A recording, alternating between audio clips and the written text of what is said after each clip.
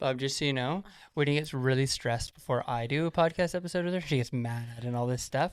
And I'm so glad that she just like raged at me. I just want you to know that So, well, here's the funny thing. So it's almost not worth it. I start recording now before the guest joins. And when Whitney left, I don't know, it sounded like she was wearing Kiss boots. Like I heard her pump, stomping through the house. I not only heard, but recorded that entire exchange with the two of you. You were like arguing, like just plug your fucking headphones into the computer. No, I don't want to do that. And so I love that not only I could hear it, that you didn't know I could hear you, and that it's also recorded. So I promise nobody will ever hear it but us, but that is hilarious. It's the best start to a podcast. I'm like, hands down, the best start to a podcast I've ever had.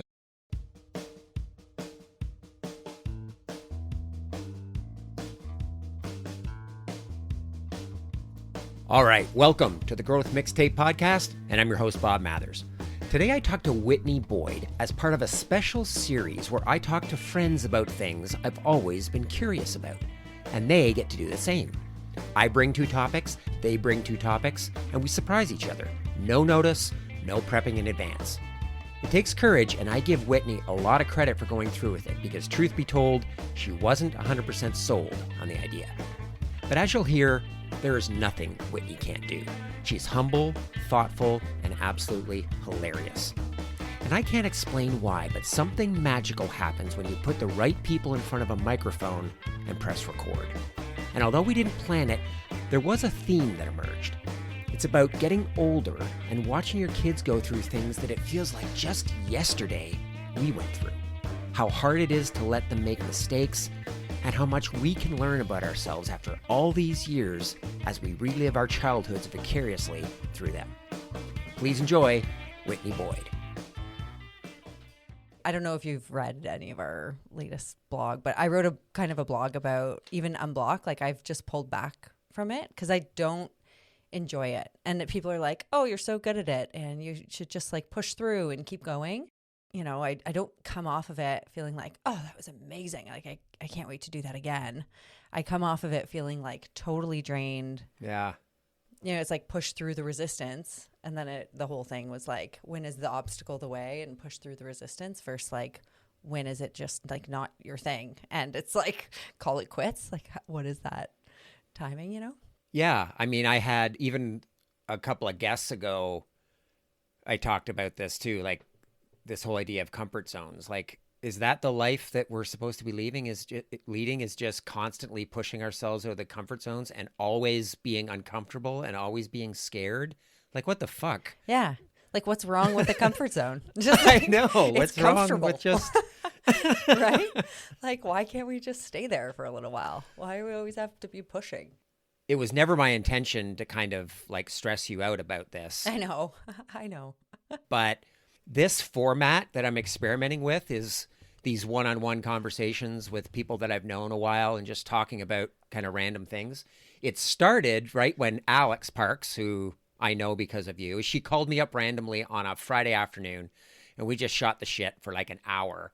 And it was so much fun. And I was like, oh my God, I wish we had been recording this. I would have made this a podcast episode. And we decided to do that. So we scheduled another time. Alex brought two topics. I brought two topics. We didn't share them ahead of time. And when that went well, I made a short list of people that I wanted to do this with. And you were always at the very top of that list. Why? I don't feel that interesting. It's like, why? I was reflecting on why. And I just think it's because we always do have surprisingly insightful, fun conversations. And I don't know, maybe that's why. It won't work with everyone. And I have talked to other people that I would like to do it with, and they're like, oh God, that would stress me out. I wouldn't sleep for days. I'm like, okay. So I do appreciate you saying yes, even though you weren't 100% sold the whole time. Yeah. I was like, I got to do it. I feel like you've been asking me for like a year to be on the podcast, and Greg's been on. You guys have done like 2 or 3. It's like, all right, I'm just going to do it. I was like, a little bit, get it over with, a little bit like maybe it'll be fun. Just embrace it. And I was expecting maybe a message yesterday or today. I know you had already postponed for a very good reason because you were off with the kids on March break. And so once you've delayed it once, you're sort of like, okay, I really don't have another excuse here. I either have to. Totally. I'm on the hook. But I do have a bone to pick with you because I don't think that it's good etiquette to tell a guest that they're being high maintenance. You called me out on being, you're quickly becoming what we call a high maintenance guest. I was like, well, that's rude, Bob. I don't know if I want to come on your podcast. Okay, noted. But anyway, I get that though. I know I could have canceled. I didn't. I was like, let's just do it. Let's do it. And I actually, funny enough, because you're like, bring 2 topics. And I was saying to Greg this morning, I'm like, I have like 5. Yeah. So I think I'm just going to see where it goes and I'll see which 2 or 3 feel the most relevant to talk about.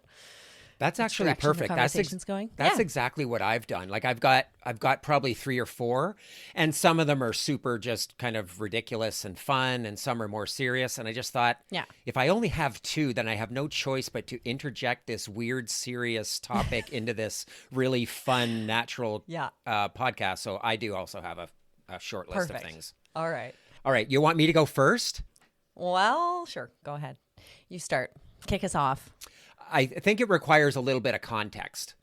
So I've been really thinking a lot lately about observing the differences in the world that I grew up in to the world that my kids have grown up in or are growing up in. And I'm trying not to be like the old man talking about the good old days and how much better things were. Just trying to be an objective observer of how things are different and wondering, because, we only have one childhood. That's the only one we know. And things have changed a lot. Yeah. So I grew up in a house where both my parents smoked. But by the time I was 12, they had both quit. So we grew up in a smoker's world. Our parents smoked. All our friends' parents smoked. Everybody we knew smoked. You smoked on airplanes. You smoked in bars and in restaurants. You could smoke everywhere. In fact, smoking was sort of like non-drinking now. Like when I go to a party and I say, no, I don't want to drink. And they'll say, oh, why don't you drink? Yeah. I think that's what it used to be for non-smokers. Like, oh, you don't want a cigarette? What do you mean? Exactly. Like, light up.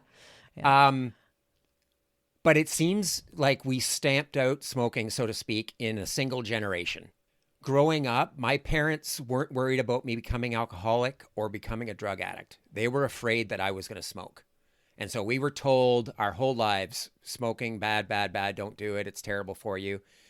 And I don't remember once ever talking to my kids about smoking, because I remember when my 10-year-old was walking down the street one day and he saw somebody smoking at a bus stop.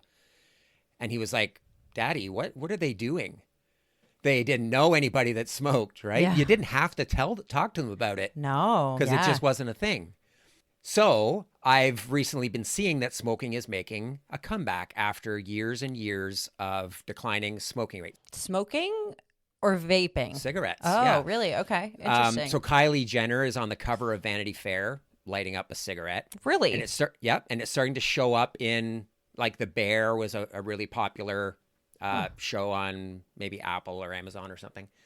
And so it's starting to show up again. Now, I don't think it's a resurgence. I don't think kids are starting to smoke more often. But as a mother of 4 young kids, I guess I'm just wondering, like, first of all, I've just been thinking about the differences between how we grew up and our kids growing up. I'm wondering what smoking was like when you grew up, and whether it's ever occurred to you to talk to your kids about smoking. Like, what do they know or think about it? Yeah, well, and like I also grew up in a smoking house. Like both my parents smoked. My mom and my stepdad smoked in our house, in our cars, and they didn't quit.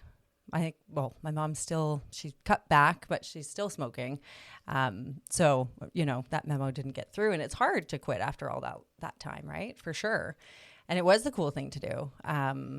I also smoked. So I smoked through high school. I smoked after. I was more a casual smoker.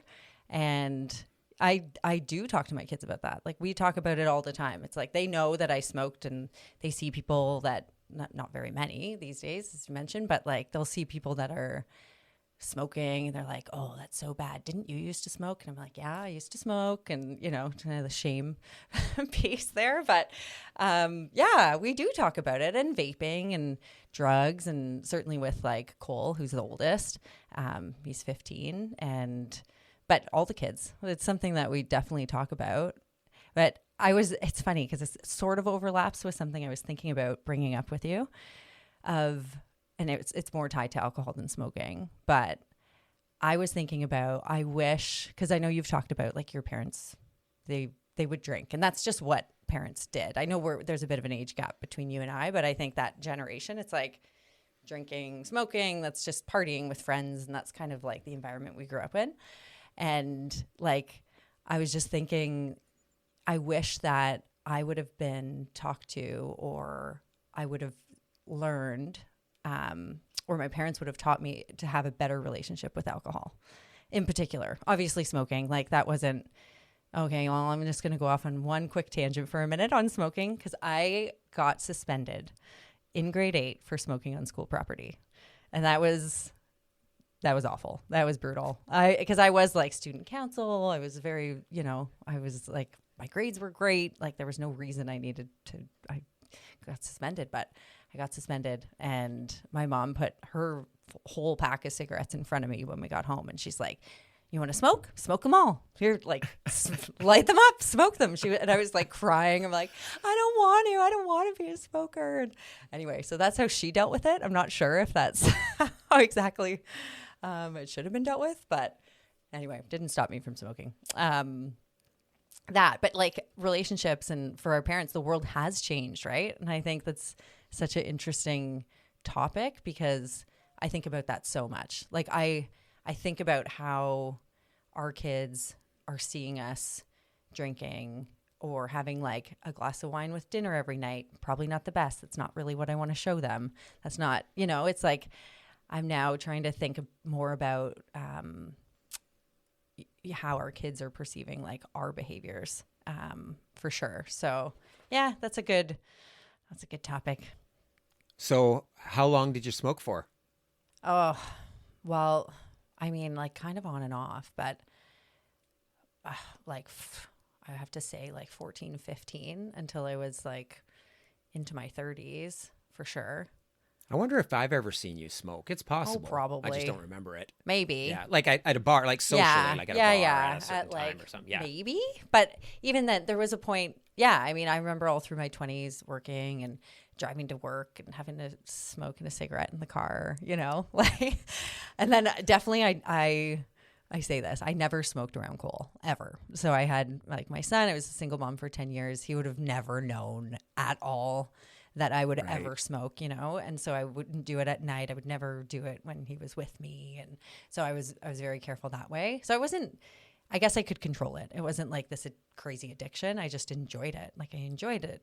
And then there was a time where I then only enjoyed it with drinking. So I wouldn't, and that was like a good stretch of time. And then after I was like, this is just gross. Like, I don't know. It was sort of, I felt embarrassed by it. It's like, I look at people that smoke and I'm judging them, and that's shitty, and I shouldn't. But it was like, no, I do care about my health, and I run, and I do. Why am I smoking? It's so counter to the person I want to be. It doesn't even make sense. So anyway, then I kicked that habit. So that was good. Yeah, that is the tricky thing about this format, is that every one of these topics could be like an hour-long conversation. I have so many questions about that. I know. Did you smoke? I don't even know if you smoked. So when I was born, I had allergies, and I was allergic to cigarette smoke.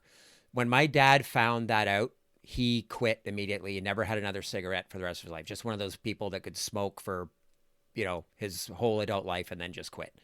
My mom struggled with it, so she smoked for longer and kind of went on and off. But because I was allergic to it, it was actually extra nauseating for me. Like I still did it because I wanted to be cool, and I never really enjoyed it. Like it kind of always made me a bit nauseous. But I will admit, like I don't know if you've ever seen lately, just coming back to the resurgence of it before we jump to something else. Have you seen a picture of like Sean Penn lately? He's like a black and white photo. He's almost 70. He's ripped. He's got this kind of leathery face, and he's smoking a cigarette. He's the coolest motherfucker in the world. It's just like, I would imagine if I was like 15 and be like, fuck, I want to be like that guy. Like, how do I? And he's smoked his entire life. He's just like he's like Buck's every trade. He's super healthy, just the coolest guy. Doesn't show up at the Oscars because he's going to meet, because he's going to Ukraine to meet with leaders there. And it's just like, fuck, what a cool guy. Okay. All right. So he makes it look cool. Oh, so cool. Well, I don't know. It's like, and like, good for him. He's never, had to navigate lung cancer, and maybe he will one day. Right. Maybe that's just what's going to end up taking his life, and who knows, right? There's people that smoke their whole lives and they're, live till 100 and they're fine. And people that never smoked a day in their life and die at, 30 for lung cancer. It's just wild. You never know. So live your life. I don't know. Is that the message? Do the things. I guess so. Nice. That was a good topic. All right. Should I introduce a new one? Are you ready to pivot? Yes. Okay. So I think I want to talk about hockey a little bit, and as it relates to being a hockey parent, because I know that's something you and I have in common. I think you've been out of that world for a little while, and I'm coming, to the tail end of it with my oldest. And he just tore his ACL, and he did it at hockey. He's going to be 16, and he was going to just play house league, but he's been in rep hockey forever, for as long as I can remember. And I feel like I'm like grieving this a little bit. It's like there's parts that I'm ready to leave behind, and like the hotels and the parents, and like there's like things that aren't as great, I guess. But I think I'm grieving the end of like his hockey career. And I was curious to, like, if you did both your boys first of all, did both your boys play hockey? Yeah, they did. Okay. So you guys were like the parents going to the rinks every weekend, going out of town, driving everywhere. Yeah. It's like life, right? And then that just like stops. And I'm just having a bit of a hard time with it. It's like, oh, I think I'm really going to miss that. Do you feel that now? Or are you like, no, so happy to leave it behind? I was starting to get over it until this conversation. It's really emotional. Mm-hmm. So my youngest son played house league all the way through. My older son played rep, but still, so house league is like you get a couple of tournaments and you go away, and we did all that stuff, and we traveled to the US a couple of times. Rep is obviously kind of a different level just in terms of traveling, etc. It's emotional for me for a couple of reasons. One is that when Will was Cole's age, COVID happened. So that's his OHL draft year. And he didn't get drafted. Did he play AAA? Yeah. He did. Okay. He didn't get drafted. And I'll never forget that day watching the draft, watching a lot of his teammates who weren't as productive. I don't want to say weren't as good, but, didn't have that many points or whatever, and just go above him because everybody was kind of picked above him. And it's something that I still find it hard to talk about, just because I remember the look on his face, and he was just devastated. But maybe the hardest part was that I was kind of dreading this last game, like whenever it was. So he went and played U18, and then he played Junior C in Brantford. And he kept wanting to play because he had enough of his friends that would, we're all going to go play in Brantford. And there was like 6 of his best buddies in the world, and they went, and they were the worst team in the league, but they've never had more fun. But I always was dreading this last day. Like, this was going to be their last year. Now, Cole tore his ACL, so you didn't get a last game. But that's also when Will got really sick, right? And he had his the mass on his brain. He had to have surgery.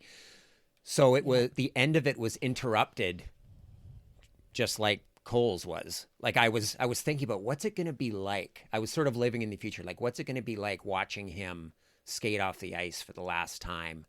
And what's it going to be like when Friday comes and we don't have anywhere to go? And right. So it was it was really hard. Like that was our life. Jill and I drove around Yeah. Southern Ontario going to hockey games.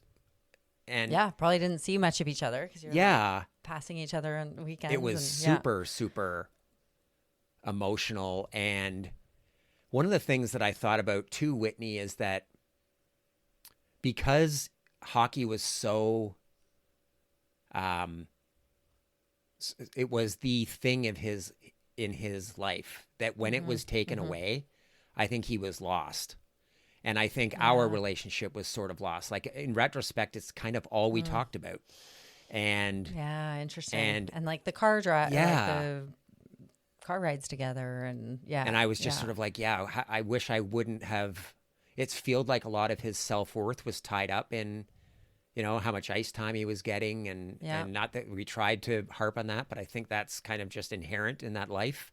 And then when that was taken away, there was nothing left, and I just sort of like I was left thinking, I wish I would have worked harder to make sure that he knew that he had other things to rely on for that self-esteem. Because I think it's a thing that a lot of hockey players that play rep or high-end hockey, whatever they go through, it's just like it's your whole life and then it's over. Totally. It's their identity. Like we're fortunate that Cole, well, he started high school and he got really into rugby and football. So he kind of found like, and they kind of actually moved up in terms of like his love of sports. Like he likes them more than hockey. Hockey kind of became third, which is interesting.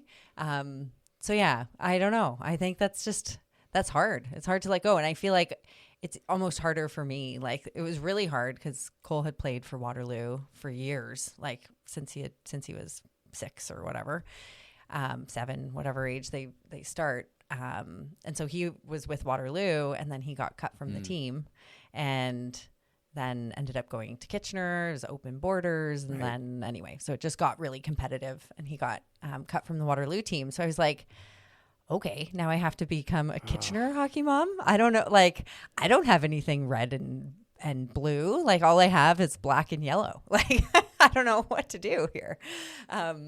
Anyway, so that was hard too. It's just funny, like how much parents can get like wrapped up in it, right? And like some of actually my closest friends, was with them last night. We go away on girls' weekends, are other hockey moms that I've met.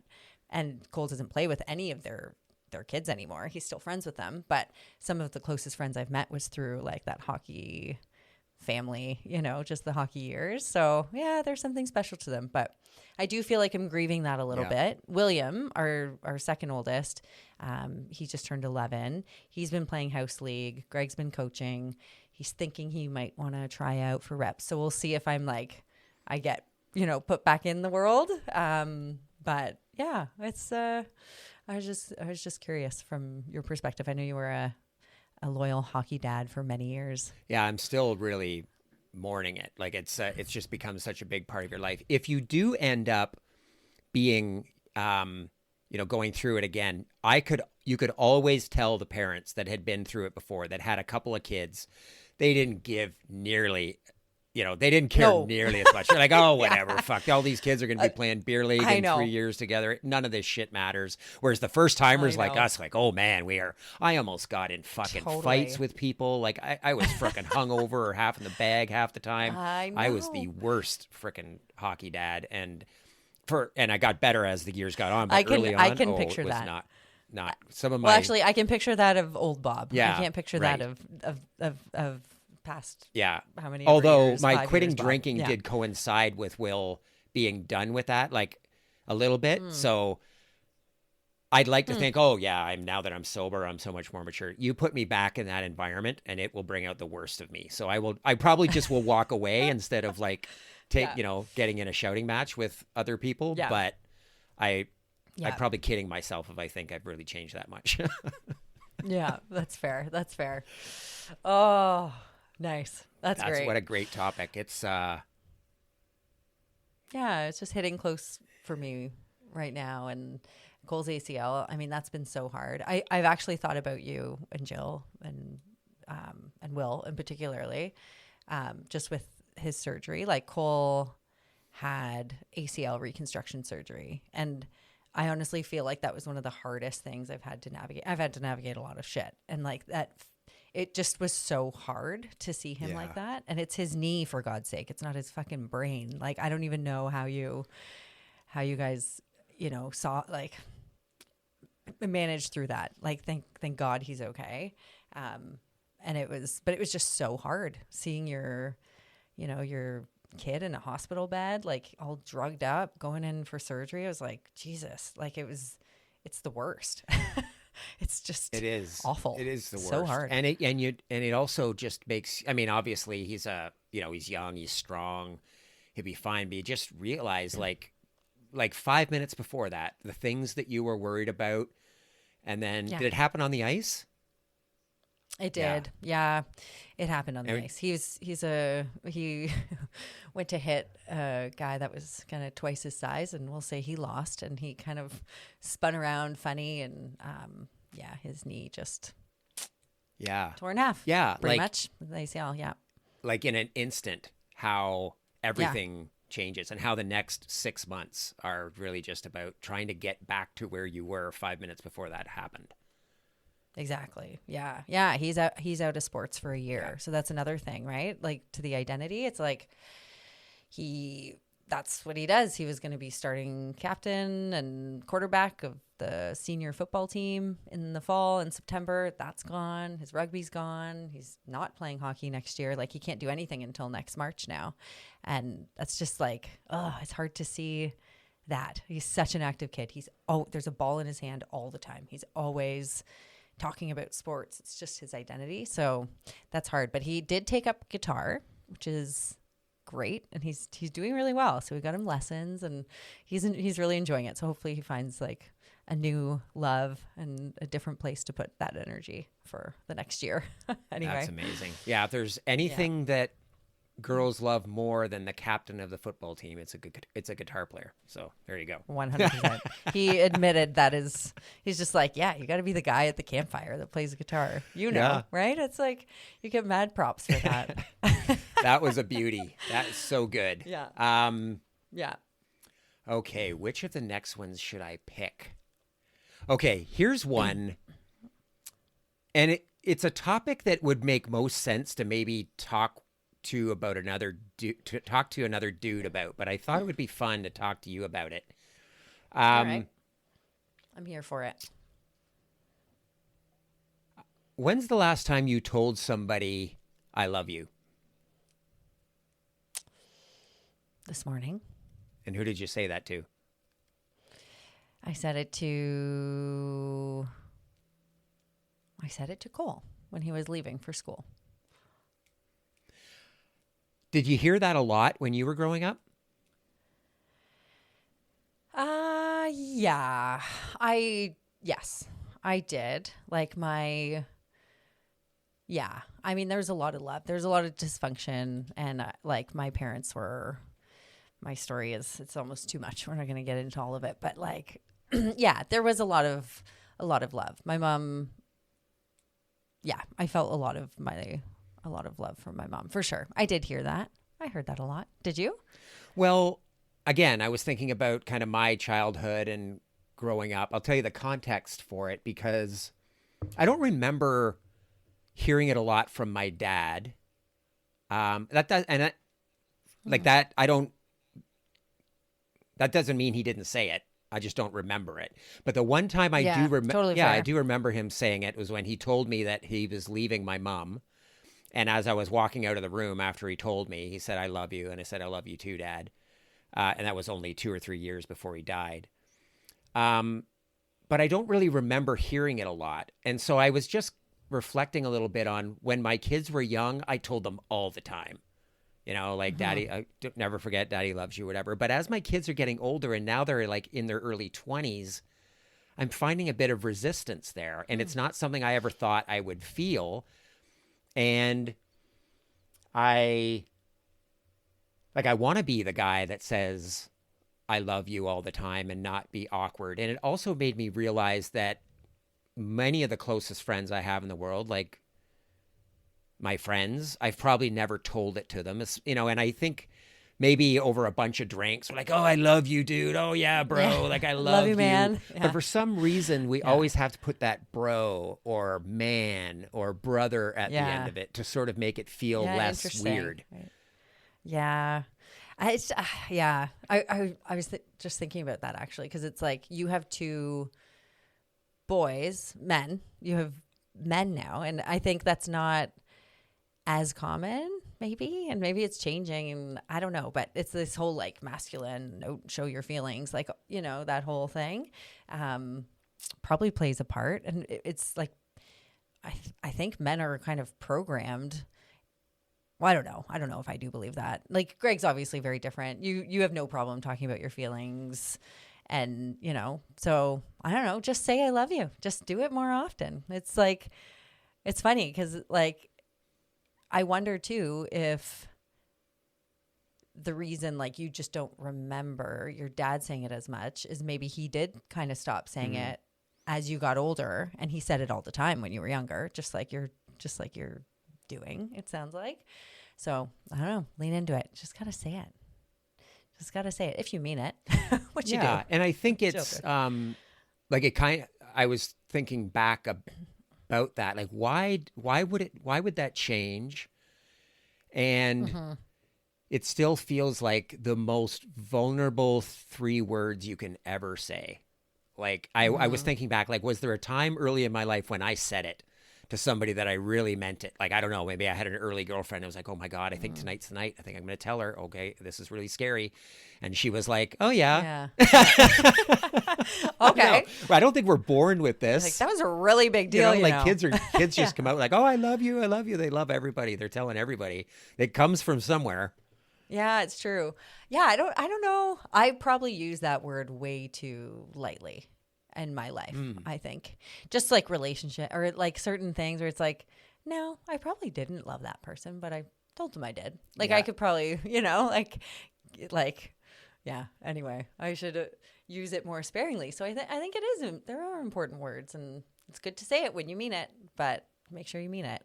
I do think I've been thinking about this for a while, and it reminded me of a WhatsApp conversation I was having with a buddy a couple months ago. And I don't know, it's usually precipitated by something. Somebody's in the hospital or somebody's died and something's happening.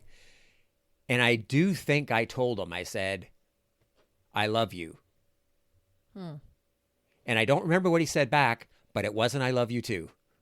So it was, it was a little, like, I was like, did you, it's kind of like that Seinfeld episode where George says it to his girlfriend and he finds out she's deaf in one ear. So he figures out, he decides, oh, maybe she didn't hear me.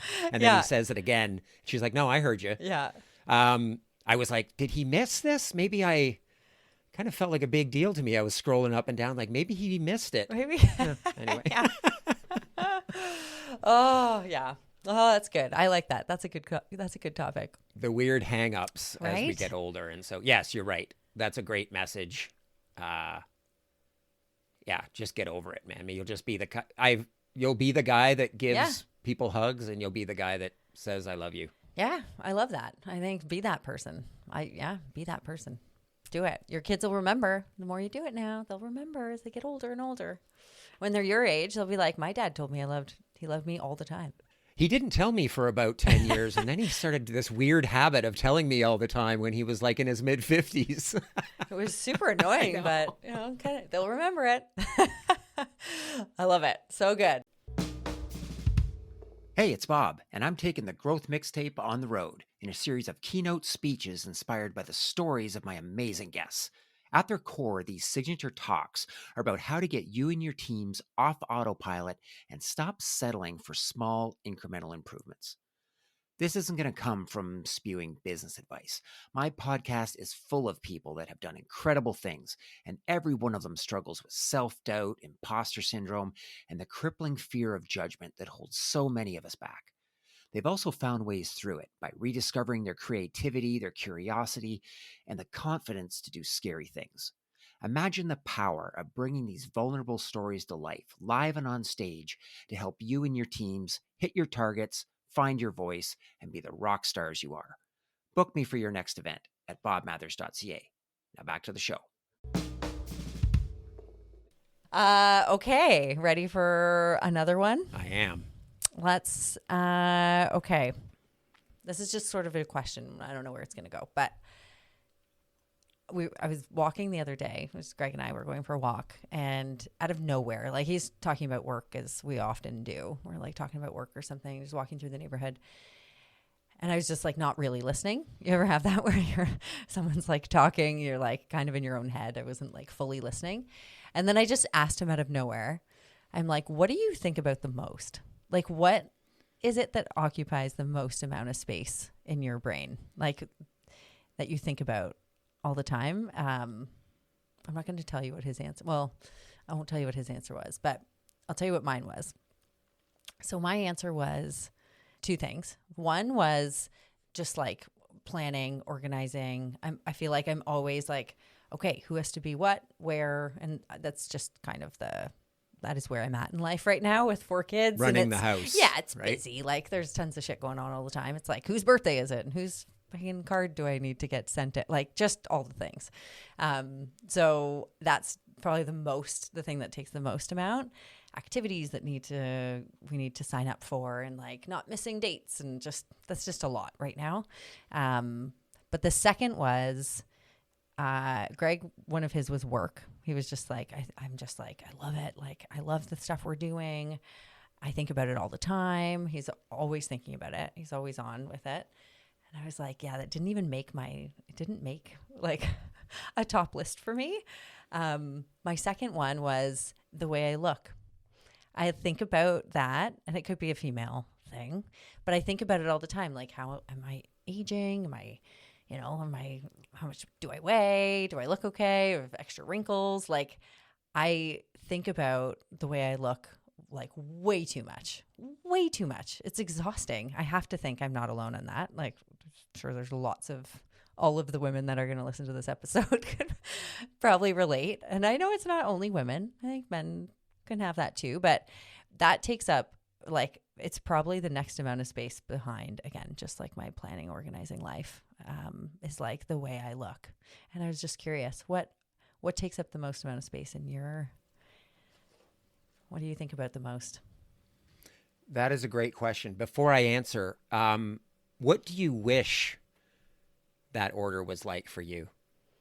Yeah, I think it would be like, I think about like how happy I am, and how proud of myself I am, and how awesome my life is. And I think about, my kids and how much I love them, and my husband and how wonderful he is, like, and my work and how much I love it. Like, those are the things I wish I thought about all the time. And don't get me wrong, because I have a wonderful husband and kids and life, and I do have all of that, but it's just not like, I guess it's gratitude. I think I need to have a gratitude journal maybe, and just like actively think about those things more, so that it can occupy more space in my brain. Does that make sense? Yeah, I think it's not your default. Yeah, no. And I think it's none of our defaults, which is why we have to have something called a gratitude journal. Okay, start every day. Get out your book and your pen and spend 5 minutes writing. If it was natural to us, there would be no such thing as a gratitude journal. Fair. Yeah, fair. And it's like, okay, I'm going to practice gratitude for 5 minutes a day. And the other 5,000 minutes of the day, I'm going to be worried about shit that I wish I wasn't spending all my time thinking about. Yeah. What do I spend my time thinking about? I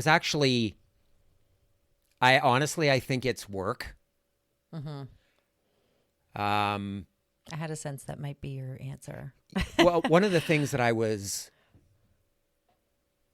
think I might have, I don't know whether I wrote on Substack about it or it showed up in my podcast somewhere, but I was doing a keynote a month or so ago, and the 2 weeks leading up to a keynote are just like, it's the last thing I think about before I go to bed. It's the first thing I think about when I wake up. I'm rehearsing, I'm editing, I'm doing all the things.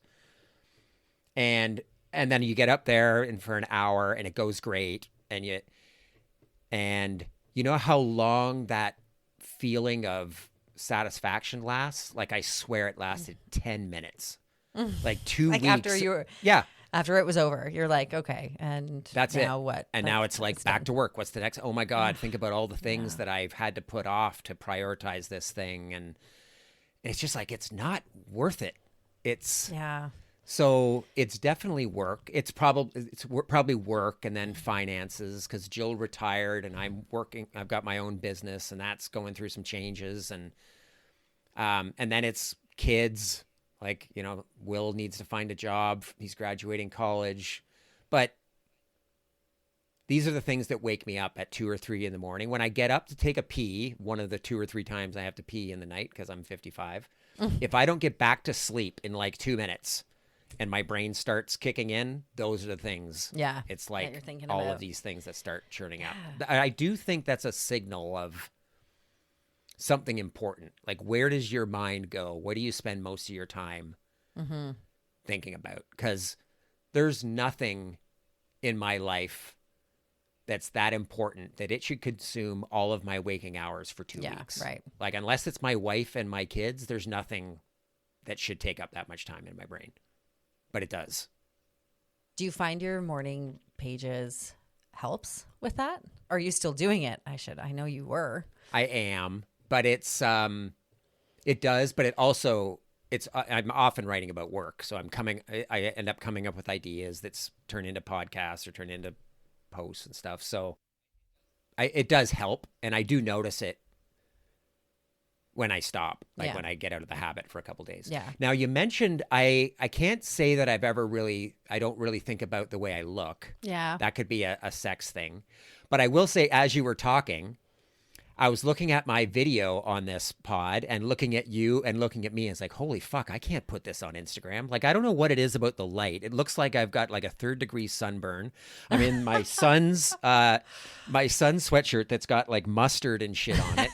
And my forehead's all greasy. And I'm looking at you and look like you stepped out of the pages of a magazine. I'm like, I can't put this on. Nobody can ever see this. Thank God most people just listen on audio. So I don't spend a lot of time thinking about it, but it does pop up from time to time and be like, oh my God. Well, lucky for you. I remember somebody at the retreat had said to you that you're like aging backwards. Since you stopped drinking, you're like aging backwards. I was like, don't worry, you can put it on. It's fine. It's all good. All good.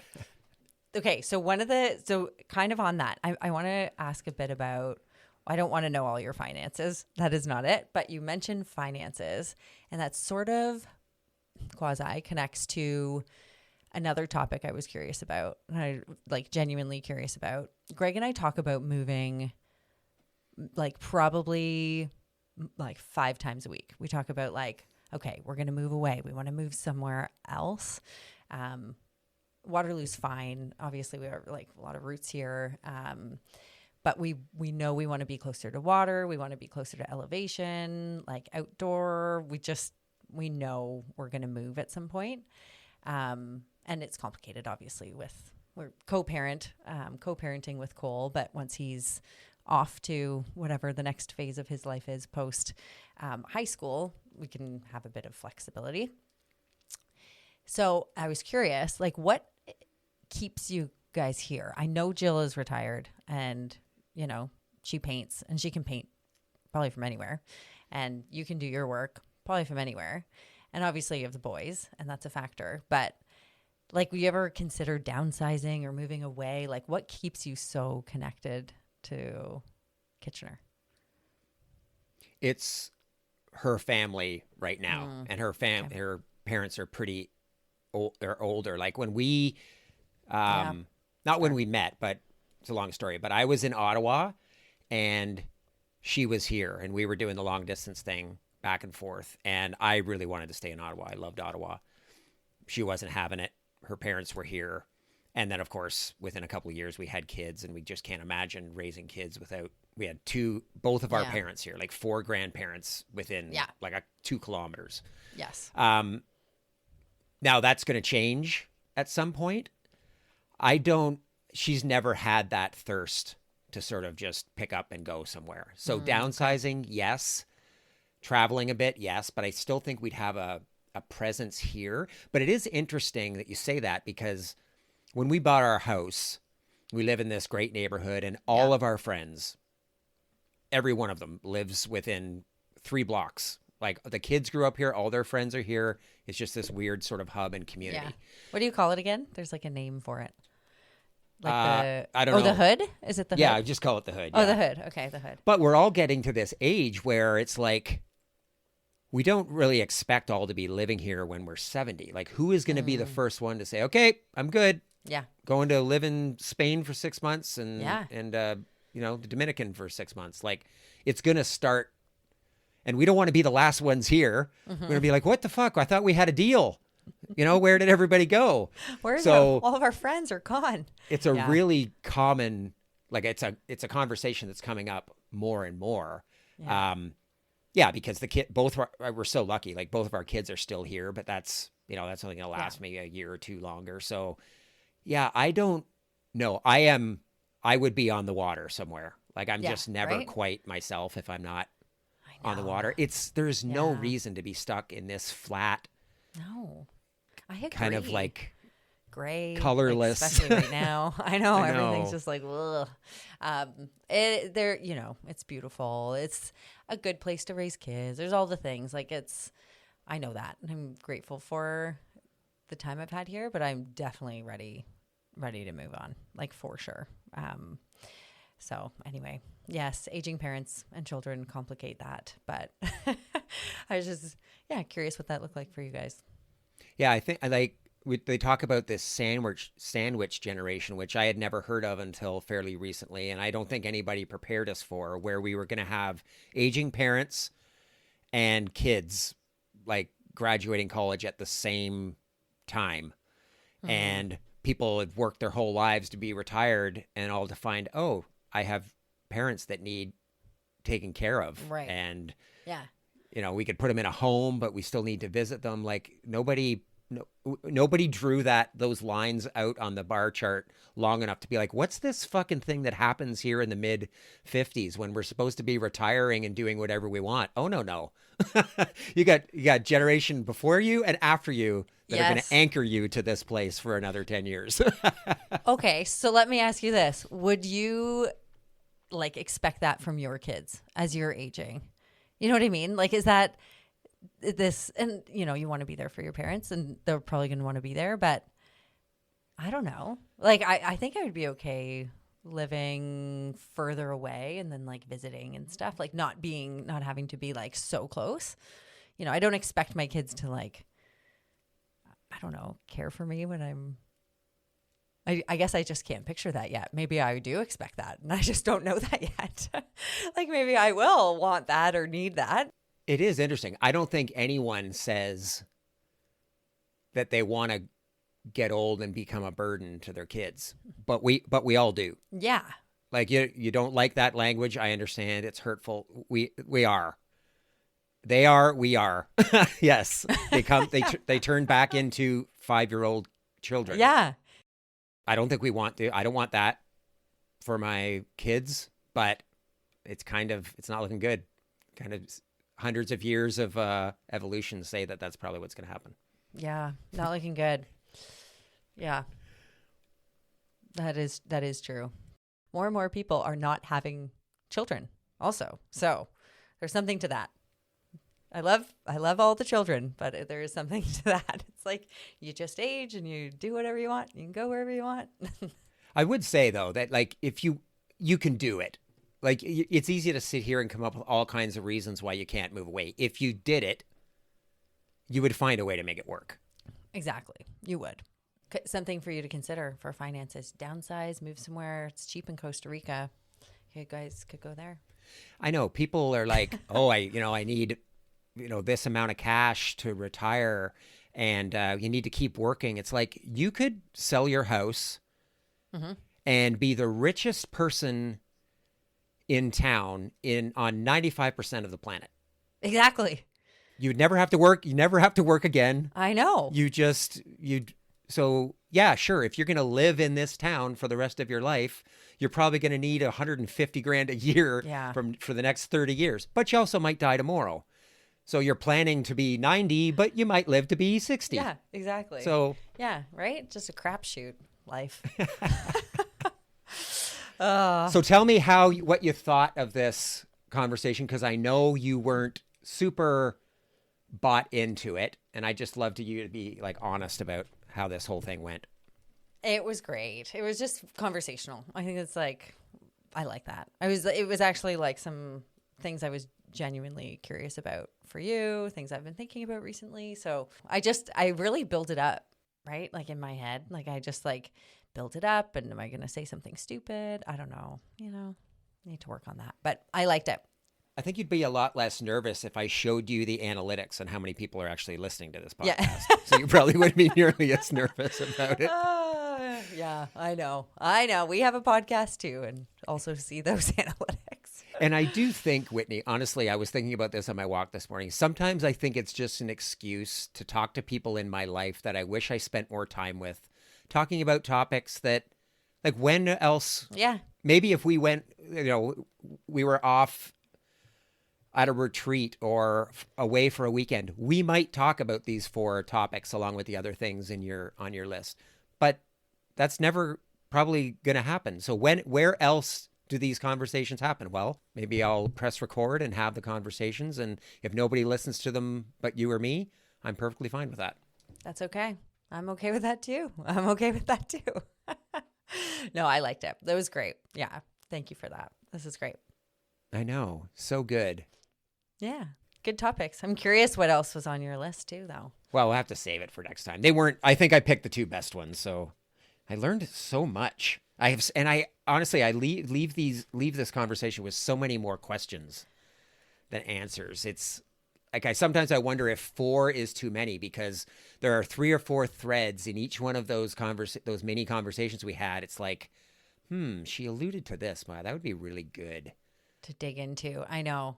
I feel like the smoking, like the drinking was definitely on my list because we've talked about this. I toy with that a lot. And so I could talk to you about that for hours, I think. Just your experience. And yeah, I think about that.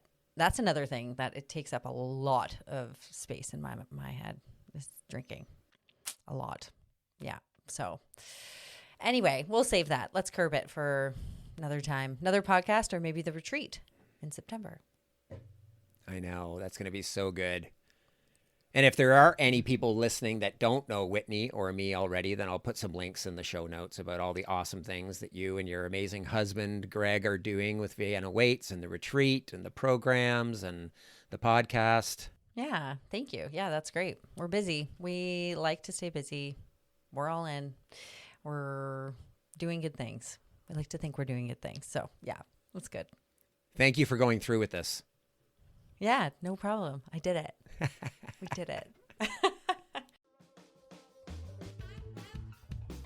The Growth Mixtape podcast with Bob Mathers is produced by Bespoke Projects. Music by Je-m'appelle Walter Cronkite.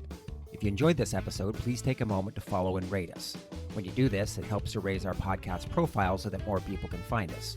If you want to connect, you can find me on LinkedIn using the link in the show notes.